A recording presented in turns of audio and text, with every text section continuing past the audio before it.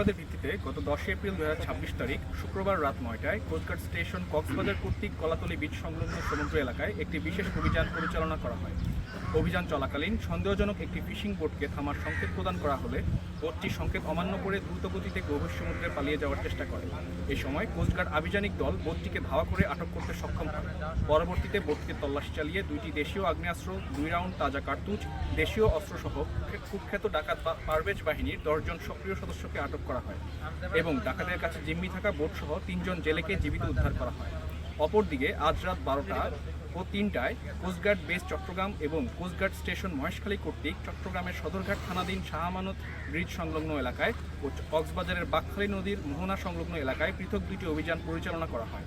এ সময় সন্দেহজনক 2টি ফিশিং বোটে তল্লাশি চালিয়ে অবৈধভাবে শুল্ককর ফাঁকি দিয়ে মায়ানমারে পাচারের উদ্দেশ্যে বহনকৃত প্রথম বোট থেকে প্রায় 6,71,000 টাকা মূল্যের 5,000 litre diesel, 54 litre engine coolant, 70 litre gear oil, 40 litre super motor oil, একটি ডিজেল ইঞ্জিন, 4টি গ্যাস সিলিন্ডার সহ 3 জন পাচারকারী এবং দ্বিতীয় বোট থেকে প্রায় 3,15,000 টাকা মূল্যের 450 বস্তা সিমেন্ট সহ 5 জন পাচারকারীকে আটক করা হয়।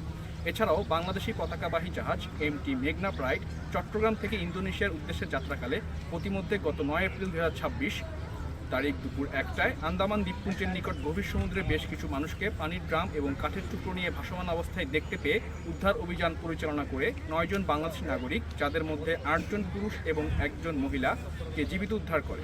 পরবর্তীতে উক্ত জাহাজ আজ মধ্যরাত 2টায় উদ্ধারকৃতদের গভীর সমুদ্রে টহলরত কোস্টগার্ড জাহাজ মনসুরের নিকট হস্তান্তর করে।